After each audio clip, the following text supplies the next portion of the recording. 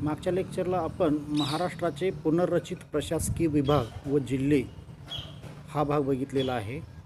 त्यामध्ये आपण असं पाहिलं की महाराष्ट्राचे सध्या 6 प्रशासकीय विभाग आहेत आणि 36 जिल्हे आहेत। सर्वात शेवटी तयार झालेला जिल्हा हा पालघर आहे, हे त्यामध्ये आपण बघितलेलं आहे। तो भाग तिथं संपल्यानंतर आता आपल्याला राज्य सचिवालय हा भाग आहे। राज्य सचिवालयालाच मंत्रालय असेही म्हणतात। आपण ऐकतो की मी मंत्रालयामध्ये जाऊन आलो, एखादी व्यक्ती सांगत असते दुसऱ्या व्यक्तीला की माझं मंत्रालयामध्ये काम आहे। मंत्रालयामध्ये काम आहे म्हणजे त्याचं राज्य सचिवालयामध्ये काम आहे, कारण दोन्ही टर्म एकाच अर्थाने वापरल्या जातात। राज्य सचिवालय म्हणजेच मंत्रालय किंवा मंत्रालय म्हणजेच राज्य सचिवालय। तर आता राज्य सचिवालय म्हणजे काय किंवा मंत्रालय म्हणजे काय, तर संपूर्ण राज्याचा प्रशासकीय कारभार ज्या ठिकाणावरून बघितला जातो त्याला राज्य सचिवालय किंवा मंत्रालय असं म्हणतात। महाराष्ट्र सरकारने घेतलेल्या निर्णयांची अंमलबजावणी करण्यासाठी फार मोठ्या प्रमाणामध्ये प्रशासकीय कर्मचाऱ्यांची आवश्यकता असते आणि ती संपूर्ण जिल्ह्यामध्ये अशी विखुरलेली असते। परंतु या सर्व जिल्हा प्रशासनावर असे संपूर्ण राज्याच्या प्रशासनावर नियंत्रण ठेवण्यासाठी जे ठिकाण असते त्यालाच मंत्रालय किंवा राज्य सचिवालय असं म्हणतात। आता सचिवालयाची रचना कशी असते ते बघू।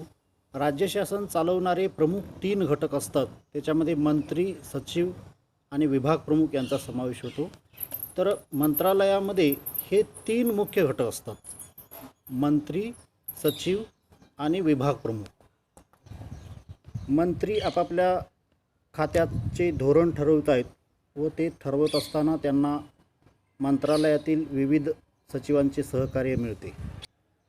सचिव जे असतात ते राज्याला धोरण ठरवण्यासाठी मदत करतात व संबंधित मंत्र्याला मदत करतात। तसेच प्रत्येक खात्याचे सचिव आपल्या विभाग प्रमुख व इतर प्रशासकीय अधिकाऱ्यांच्या मदतीने निर्णयांची व ध्येय धोरणांची अंमलबजावणी करतात। आता आपण सचिवालयाचे स्वरूप पाहूया। सचिवालयाचे स्वरूप पुढील प्रमाणे असते। 1. राज्यपाल हा घटनात्मक प्रमुख असतो। आपण मागच्या वर्षीच बघितलेलं आहे की संपूर्ण राज्याचा घटनात्मक प्रमुख हे राज्यपाल असतात। त्यांची नियुक्ती राष्ट्रपती 5 वर्षांसाठी किंवा राष्ट्रपतींची मर्जी असेपर्यंत त्यांची नियुक्ती असते। राज्याचे सर्व निर्णय राज्यपालांच्या नावाने घेतले जातात। त्याचप्रमाणे मंत्रालयामध्ये घेतलेल्या सर्व निर्णयांसुद्धा राज्यपालाच्या नावानेच निघतात। त्यामुळे मंत्रालयाचा राज्यपाल हा घटनात्मक प्रमुख असतो असं आपल्याला म्हणता येईल। 2. वास्तविक सत्ता मंत्रिमंडळाकडे असते। हे सुद्धा आपण मागच्या वर्षीच बघितलेलं आहे की राज्याची वास्तविक सत्ता ही मंत्रिमंडळ आणि मुख्यमंत्री यांच्याकडे असते। राज्याचे मुख्यमंत्री आणि मंत्रिमंडळ राज्यपालांना सल्ला देतात व राज्यपाल मंत्रिमंडळ व मुख्यमंत्र्यांच्या सल्ल्याने संपूर्ण राज्याचा कारभार बघतात। हा सल्ला राज्यपालांवर बंधनकारक असतो। त्यावरून आपण असं म्हणू शकतो की राज्याची वास्तविक सत्ता ही मंत्रिमंडळाकडे असते आणि मंत्रालयामध्ये राज्याच्या धोरणांची अंमलबजावणी केली जाते। तसेच राज्याला धोरण ठरवण्यासाठी मंत्रालयातूनच मदत केली जात असल्यामुळं मंत्रालयाची वास्तविक सत्तासुद्धा मुख्यमंत्री आणि मंत्रिमंडळ यांच्याकडे असते असं आपण निष्कर्ष काढू शकतो। 3. सचिव हा प्रशासकीय प्रमुख असतो। मंत्रालयामध्ये प्रत्येक विभागाला एक सचिव असतो आणि प्रशासकीय प्रमुख सचिव असतो। सचिवालयात प्रत्येक विभागाचे सचिव असतात। इतर अधिकाऱ्यांच्या मदतीने ते प्रशासकीय कारभार बघतात। मंत्रालयाचं पुढचं स्वरूप म्हणून कार्याची जबाबदारी ही मंत्रालयामध्ये ठरलेली असते। मंत्रालयामध्ये विविध खात्यांचे सचिव, उपसचिव, अवर सचिव आणि इतर अधिकारी असतात। त्या प्रत्येक सचिवाची, उपसचिवाची, अवर सचिवांची आणि अधिकाऱ्यांची जबाबदारी ही वेगवेगळी असते। आणि ते आपल्या कार्यासाठी मुख्य सचिवांना जबाबदार असतात. जे राज्याचे मुख्य सचिव असतात त्यांचं सर्व सचिवांवर नियंत्रण असतं. अशा रीतीनं कार्याची जबाबदारी असते, असं त्याचं स्वरूप असतं. मंत्रालयामध्ये फक्त मंत्र्यांची दालनं आणि त्या मंत्र्याचा प्रमुख सचिव एवढेच अधिकारी नसतात, तर मंत्रालयामध्ये इतर काही अधिकाऱ्यांचा सुद्धा समावेश होतो. त्याच्यामध्ये उपसचिव, अप्पर सचिव, सहाय्यक सचिव यांचाही समावेश असतो. जर एखादं खातं मोठं असेल तर त्याला अतिरिक्त सचिवसुद्धा दिलेले असतात. या सर्व अधिकाऱ्यांवर मंत्री व राज्याचा मुख्य सचिव यांचे नियंत्रण असते. आता आपण पुढच्या भागामध्ये राज्य सचिवालयाची कार्ये बघणार आहे. राज्य सचिवालयाची कार्ये म्हणजेच मंत्रालयाची कार्य. महाराष्ट्र सरकारची ज्यावेळी स्थापना झाली किंवा महाराष्ट्र राज्याची ज्यावेळी निर्मिती झाली तेव्हा फक्त 12 सार्वजनिक खाती होती. आता त्याच्यामध्ये बरीच वाढ झालेली आहे. त्यामुळे राज्याच्या कार्यामध्ये सुद्धा वाढ झालेली आहे. आत्ताचे राज्य हे आधुनिक राज्य म्हणून गणले जाते. पूर्वीची जी राज्य होती त्यांना फक्त संरक्षण आणि आपल्या राज्याचा विस्तार एवढी काही मर्यादित कामं असायची. परंतु आत्ताचं राज्य ही लोककल्याणकारी राज्य म्हणून ओळखली जात असल्यामुळं राज्याला अनेक लोककल्याणाची कामं करावी लागतात.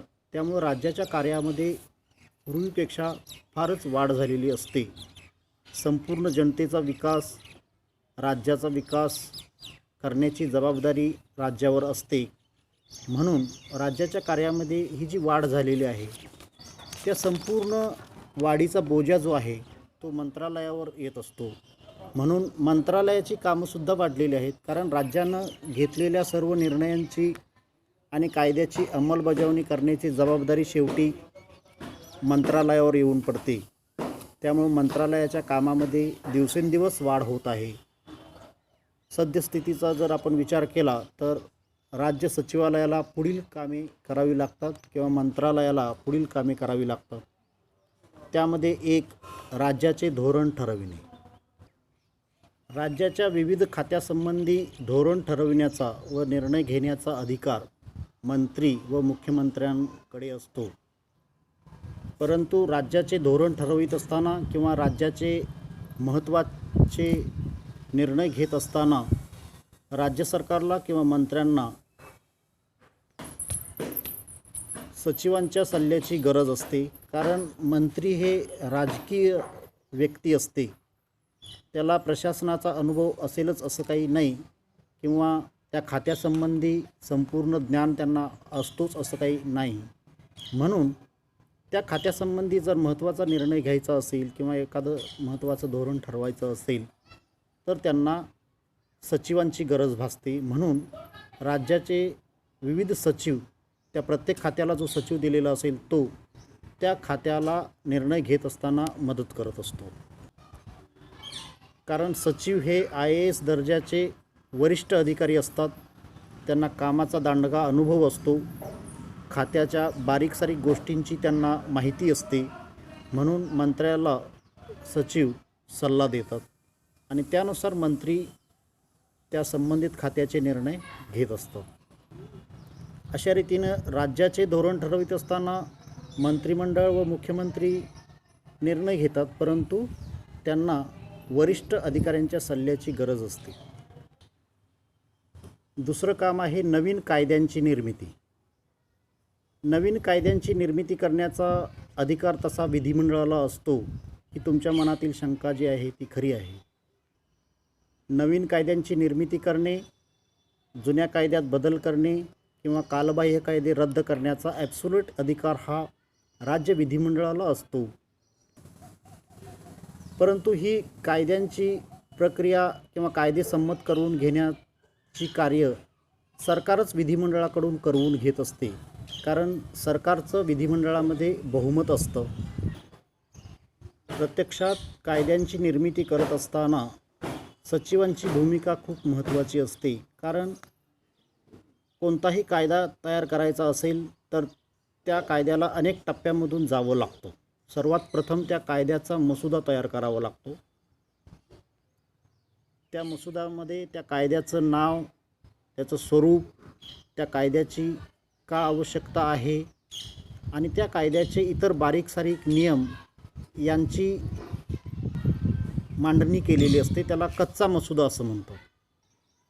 हा कायद्याचा कच्चा मसुदा IAS दर्जाचे वरिष्ठ अधिकारी म्हणजे सचिव तयार करत असतात. कारण सचिवांना साधारणपणे कायद्याचं ज्ञान असतं, त्या खात्यासंबंधी त्यांना माहिती असते आणि ज्या कायद्यांची निर्मिती करायची आहे त्यासंबंधीचं सर्व ज्ञान त्यांना असल्यामुळं मंत्री कायद्याचा मसुदा तयार करत असताना राज्य सचिवांकडेच तो सोपवतात. राज्याचे सचिव असा मसुदा तयार करून मंत्र्यांकडे सोपवतात व मंत्री तो मसुदा विधिमंडळामध्ये मांडतात. हा कायदे निर्मितीतला पहिला टप्पा आहे. याच्यामध्ये आपण जर नजर टाकली तर संपूर्ण कायद्याचा मसुदा जो आहे तो वरिष्ठ प्रशासकीय अधिकाऱ्यांनीच तयार केलेला आहे हे आपल्याला त्याच्यामध्ये दिसतं. कारण मंत्र्यांना याची माहिती असतेच असं नाही आणि सर्वात महत्त्वाची गोष्ट म्हणजे कायद्याचा मसुदा असल्यामुळं त्या मसुद्याची शब्दरचना, वाक्यरचना व्यवस्थित असावी लागते. मंत्रालयाचं दुसरं काम आहे प्रशासकीय कार्य किंवा निर्णयांची अंमलबजावणी करण्याचे कार्य. हे मंत्रालयाचं सर्वात महत्त्वाचं काम आहे. यासाठीच तर मंत्रालयाची निर्मिती केलेली असते. कारण सरकार फक्त निर्णय घेते किंवा कायद्यांची निर्मिती करते किंवा जुन्या कायद्यात बदल करते किंवा अनावश्यक कायदे रद्द करते. हे सरकार आणि विधिमंडळाची कामं आहेत. परंतु राज्य सरकारने घेतलेल्या निर्णयांची प्रत्यक्षात अंमलबजावणी करण्याची जबाबदारी मंत्रालयावर असते. मंत्रालय राज्यातील सर्व जिल्हा प्रशासनाच्या मदतीनं राज्य सरकारनं घेतलेल्या निर्णयांची अंमलबजावणी करतात. तसेच केंद्र सरकारशी एखाद्या महत्त्वाच्या विषयावर पत्रव्यवहार करणे, न्यायालयासंबंधीचे कार्य, न्यायालयामध्ये जर सरकारची बाजू मांडायची असेल, वकिलांची नेमणूक करायची असेल तर ती करण्याची कामं मंत्रालयातील अधिकारी करतात. तसेच राज्याच्या महत्त्वाच्या पदांवर ज्या नेमणुका असतात त्या सरकार करतं, परंतु सरकारला सल्ला देण्याचं काम हे सचिव दर्जाचे अधिकारी करत असतात. तसेच कर्मचाऱ्यांचे वेतन नियमित करणे, भत्ते इत्यादी संबंधी निर्णय मंत्रालयातून होत असतात. मंत्रालयाचा चौथा आणि महत्त्वपूर्ण अधिकार आहे तो म्हणजे प्रदत्त नियम तयार करणे. प्रदत्त नियम तयार करणे हे बघण्यापूर्वी प्रदत्त नियम म्हणजे काय हे बघावं लागेल. प्रदत्त नियम म्हणजे मंत्रिमंडळ ढोबळ मानाने निर्णय घेते किंवा विधिमंडळ कायदे निर्मिती करते किंवा जुन्या कायद्यात बदल करते किंवा कालबाह्य कायदे रद्द करते. परंतु प्रत्यक्षात सरकारने घेतलेल्या निर्णयांची अंमलबजावणी करत असताना इतर काही छोट्या छोट्या नियमांची गरज भासते. त्याशिवाय त्या नियमांची व्यवस्थित अंमलबजावणी होऊ शकत नाही. हे छोटे छोटे नियम जे तयार केले जातात त्यालाच प्रदत्त विधिनियम असं म्हणतात किंवा प्रदत्त नियम असं म्हणतात. हे तयार करण्याचं काम मंत्रालयातील वरिष्ठ अधिकारी करतात. याचप्रमाणे विधिमंडळाने केलेले कायदे त्यांची अंमलबजावणी करत असताना सुद्धा अशा छोट्या मोठ्या नियमांची गरज पुन्हा भासते. हे छोटे मोठे नियम तयार करण्याचे कार्य मंत्रालयातील वरिष्ठ अधिकारी करतात. उदाहरणार्थ पावसामुळे किंवा वादळामुळे राज्यातील शेतीचे नुकसान झाले असेल तर राज्य सरकार निर्णय घेतं की राज्यातील शेतकऱ्यांना एवढ्या एवढ्या रकमेची मदत केली जाईल. आता ही मदत प्रत्येक शेतकऱ्यापर्यंत जर पोचवायची असेल तर काही नियम ठरवावे लागतात. कोणकोणते डॉक्युमेंट्स लागतील किंवा किती नुकसान झाल्यानंतर किती मदत करता येईल, कोणत्या शेतकऱ्यांना या राज्य सरकारच्या निर्णयाचा लाभ मिळेल, असे काही नियम तयार करावे लागतात. हे नियम मंत्रालयातील वरिष्ठ अधिकारी जिल्हा प्रशासनाच्या मदतीनं तयार करतात. अशा रीतीनं प्रदत्त विधिनियम तयार करणे हे एक महत्त्वाचं काम मंत्रालयाचं असतं. पुढचं काम आहे राज्याच्या सर्व प्रशासनावर नियंत्रण. राज्य सरकारनं राज्याच्या प्रशासनाच्या सोयीच्या दृष्टीनं प्रत्येक जिल्हे, तालुके या ठिकाणी प्रशासनाची व्यवस्था तयार केलेली असते. कारण एवढ्या मोठ्या संपूर्ण राज्याचा कारभार एका मंत्रालयातून करणं शक्य नसतं किंवा ते व्यावहारिकही नसतं. म्हणून मंत्रालयाच्या मदतीसाठी प्रत्येक जिल्ह्याच्या ठिकाणी जिल्हा प्रशासन, तालुक्याच्या ठिकाणी तालुका प्रशासन असतं. त्याच्या मदतीनं संपूर्ण प्रशासनावर नियंत्रण ठेवण्याचं काम मंत्रालयाला करावं लागतं. मंत्रालयातून जिल्हा प्रशासनातील अधिकाऱ्यांना वेगवेगळ्या सूचना, निर्देश, मार्गदर्शन, सल्ला देण्याचे काम मंत्रालयातून केले जाते. एखादी महत्त्वाची बैठक असेल तर त्यासंबंधीची सूचना केली जाते. मंत्रालयाचं पुढचं काम आहे वित्तीय नियंत्रण. वित्त हा राज्याच्या दृष्टीने सर्वात महत्त्वाचा घटक असतो. कारण राज्याच्या विकासाची कामं तसेच लोककल्याणाची कामं करण्यासाठी पैशांची गरज असते. म्हणून राज्याच्या उत्पन्नाची योग्य स्रोत असले पाहिजेत. राज्यानं लावलेल्या करांची योग्य वसुली झाली पाहिजे. तरच राज्याकडे योग्य आणि व्यवस्थित प्रमाणामध्ये पैशांची आवक होईल. म्हणून मंत्रालय प्रत्येक विभागाला योग्य करांची वसुली करण्याचे निर्देश देते. तसेच प्रत्येक विभागाला एका वर्षासाठी टार्गेट निश्चित करून दिले जातात आणि त्याची योग्य अंमलबजावणी होते आहे किंवा नाही हे बघण्याचं काम मंत्रालयातील वरिष्ठ अधिकारी करतात. राज्यातील सर्व कोषागार कार्यालयांवर मंत्रालयाचं नियंत्रण असतं. कोषागार कार्यालयामध्ये सरकारच्या पैशांचा भरणा होत असतो आणि त्यातून पैसे काढून खर्च केले जातात. त्यामुळे राज्यातील सर्व कोषागार कार्यालयांना आदेश देणे, सूचना देणे, जिल्हा प्रशासनाला निधी पुरवठा करणे तसेच अखर्चित निधीसंबंधीचे निर्णय मंत्रालयातून घेतले जातात. एखाद्या कार्यासंबंधी पैशाचा तुटवडा भासला तर तो उपलब्ध करून देणे तसेच एखाद्या कार्यासंबंधी अखर्चित निधी म्हणजे खर्च न झालेला निधी जर असेल तर त्यासंबंधीचे निर्णयसुद्धा मंत्रालयातून घेतले जातात.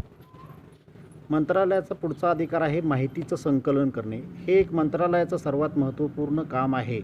कारण राज्याला कोणताही निर्णय घ्यायचा असेल तर माहितीची खूप गरज असते. तसेच विधिमंडळाचं अधिवेशन जर चालू असेल तर त्या अधिवेशनामध्ये दररोज प्रश्नोत्तराचा 1 तास असतो. त्या प्रश्नोत्तराच्या तासामध्ये आमदार मंत्र्यांना विविध प्रकारचे प्रश्न विचारतात. हे प्रश्न 1 महिना अगोदरच दाखल करावे लागतात आणि त्याद्वारे सरकारकडे माहिती विचारलेली असते. परंतु मंत्र्यांकडे सर्वच प्रकारची माहिती उपलब्ध नसते. म्हणून मंत्रालयालाच त्या माहितीची विचारणा करते. जे प्रश्न दाखल झालेले असतात त्यासंबंधीची माहिती मंत्रालय राज्याच्या वेगवेगळ्या जिल्हा प्रशासनाकडून संकलित करते आणि ते राज्य सरकारकडं पाठवते. कारण प्रत्येक मंत्र्याला आपण केलेल्या कार्याचं योग्य समर्थन विधिमंडळामध्ये करता यावं म्हणून त्याला जे प्रश्न विचारलेले असतात त्याला योग्य उत्तर देणं खूप गरजेचं असतं. म्हणून अशी माहिती गोळा करण्याचं काम मंत्रालयातील अधिकारी करतात. मंत्रालयाचं पुढचं काम आहे जनतेच्या तक्रारींची दखल घेणे. हे सुद्धा खूप महत्त्वाचं काम आहे. कारण सरकार हे जनतेला जबाबदार असतं. जनतेनं त्यांना निवडून दिलेलं असतं आणि सरकारची सुद्धा जबाबदारी बनते की जनतेनं आपल्यावर दाखवलेला विश्वास अबाधित राहून पुढच्या निवडणुकीमध्ये आपल्याला निवडून येता यावं, म्हणून ते जनतेच्या सर्वांगीण विकास तसेच राज्याचा सर्वांगीण विकास करण्याचा प्रयत्न करतात. परंतु प्रत्यक्षामध्ये सर्वच जनतेच्या अपेक्षांची पूर्तता होत नसते, कारण राज्याकडं उपलब्ध असलेली साधनसामुग्री ही मर्यादित असते. त्यामुळं सर्वच जनतेच्या अपेक्षांची पूर्तता करणं राज्याला शक्य नसतं. तसेच राज्यातील काही नागरिक एखाद्या योजनेपासून वंचित राहतो किंवा त्याच्यावर काही अन्याय होतो, त्यावेळेला त्याला जिल्हा प्रशासनाकडे तक्रार करता येते. जिल्हाधिकाऱ्यांच्याकडे किंवा तहसीलदारांच्याकडे किंवा इतर अधिकाऱ्यांच्याकडे आपली तक्रार दाखल करून त्या प्रश्नाची सोडवणूक करण्याचा अधिकार त्याला असतो. परंतु इथं जर त्याला योग्य न्याय मिळाला नाही तर तो शेवटी मंत्रालयामध्ये जातो आणि मंत्रालयामध्ये तक्रार करण्याचा अधिकार त्याला असतो आणि त्यानुसार तो ती तक्रार दाखल करतो. त्या तक्रारीची दखल मंत्रालयातील अधिकाऱ्यांना घ्यावी लागते. अशा तक्रारीमध्ये जर तथ्य असेल तर त्याला न्याय देण्याचं काम मंत्रालयातील अधिकारी करतात. अशा रीतीने अशा हजारो तक्रारी संपूर्ण राज्यातून मंत्रालयाकडे येतात. मंत्रालय त्यांची योग्य दखल घेऊन त्यांची सोडवणूक करण्याचा प्रयत्न करते. मंत्रालयाचं पुढचं काम आहे बैठकांना उपस्थिती देणे. मंत्रालयातील सचिव व इतर अधिकाऱ्यांना वेगवेगळ्या बैठकांना उपस्थित राहावे लागते. या बैठका केंद्र सरकार व राज्य सरकारने बोलवलेले असतात. केंद्र सरकारनं राज्यासंबंधी किंवा राज्यातील एखाद्या खात्यासंबंधी जर बैठक आयोजित केलेली असेल तर त्या खात्याचा संबंधित मंत्री त्या बैठकीला उपस्थित असतो. त्याचप्रमाणे त्या खात्याचे अधिकारी देखील त्या बैठकीला उपस्थित असतात, कारण मंत्र्याला काही माहितीची आवश्यकता भासली तर ती देता येणं शक्य व्हावं म्हणून अशा बैठकांना सचिवांना सुद्धा हजर राहावे लागते. त्याचप्रमाणे सचिवांना विविध खात्यांची माहिती असते, त्यांच्या सूचना उपयुक्त ठरू शकतात. त्यामुळं सुद्धा अनेक बैठकांना अशा अधिकाऱ्यांना बोलावलं जातं. या बैठकांबरोबरच राज्यातील कर्मचाऱ्यांसंबंधीचे काही प्रशिक्षण वर्ग आयोजित केलेले असतील तर त्यांनासुद्धा या मंत्रालयातील अधिकाऱ्यांना उपस्थिती द्यावी लागते, कारण हे प्रशिक्षण देण्याचं काम मंत्रालयातील वरिष्ठ अधिकारीच काही वेळेला पार पाडत असतात. अशा रीतीनं मंत्रालयाची ही विविध प्रकारची कार्ये आहेत. यावरून आपल्या लक्षात येते की शासनाची सर्वच कामे व त्यांची आखणी सचिवालयातून किंवा मंत्रालयातून केली जाते. निर्णयाची अंमलबजावणी व धोरण निर्मितीत सचिवालयाचे किंवा मंत्रालयाचं योगदान किती महत्त्वपूर्ण आहे हे आपल्याला वरील कार्यावरून कळते. इथं हा भाग संपलेला आहे.